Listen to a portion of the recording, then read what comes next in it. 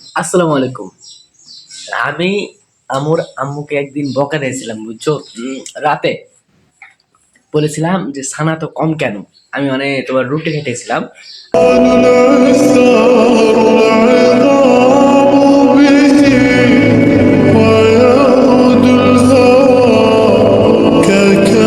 আর তারপর আমার আম্মু একটু কষ্ট পেয়েছিল বুঝছো। তো তারপর কিছুক্ষণ পর বললাম আম্মুকে যে আমি সরি সরি। তো আজকে আমার আম্মু এত পরিমাণ ছানা করেছে কল্পনা করা যায় না বুঝছেন। চলো দেখাই আপনাদেরকে। আর হচ্ছে রুটিটা একটু পুড়ায় দিয়েছিল। তার জন্য আমি কি বলবো দুঃখের কথা। তো যাই হোক সমস্যা নাই। রুটিটা যেটা পুড়া ছিল ওখানে খেয়ে নিছি। আর বেগুনের ছানা এই যে গোটা ভর্তি হয়েছিল বুঝছো? চলো তোমাদেরকে একটু লাইট মেরে দেখাই। এই যে দেখো এখানে গোটা ভর্তি হয়েছিল, এখানে শেষ করেছি। আর এতখানি আছে। তো আমি এত খুশি হয়েছি, কলিজা-মলিজা একবারে আমার মানে খাইয়া ভর্তি হয়ে গেছে। কল্পনা করা যায় না?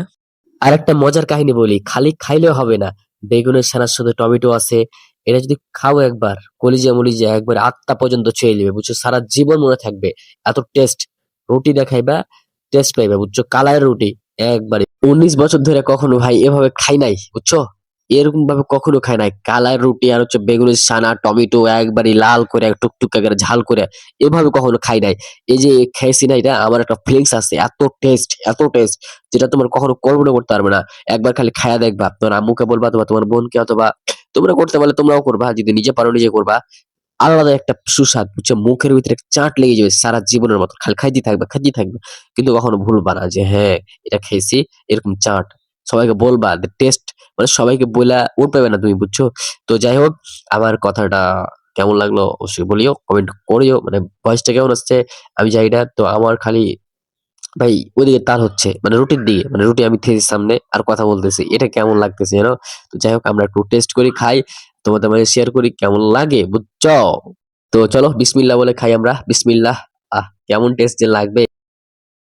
তো যাই হোক চলো খাই, আমরা টেস্ট করি কেমন লাগে টেস্ট। এন্ড আমি কিন্তু ভাই এক হাতে ফোন ধরে আছি আর এক হাতে খাইতেছি, অনেক প্রবলেম হতেছে বুঝছো? মানে কালাই রুটি ২ হাত লাগে ছিঁড়তে বুঝছো?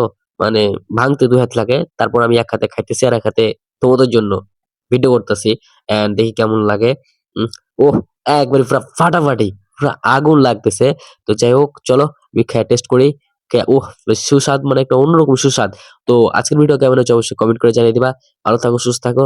আর বললাম তো গাইস যে যেভাবে করতে বললাম তোমাদের ওভাবে খাইবা, মুখে একবারে আজীবনের মতন টেস্ট লাগবে। মরার আগে পর্যন্ত মুখে টেস্ট কখনো ভুলতে পারবা না।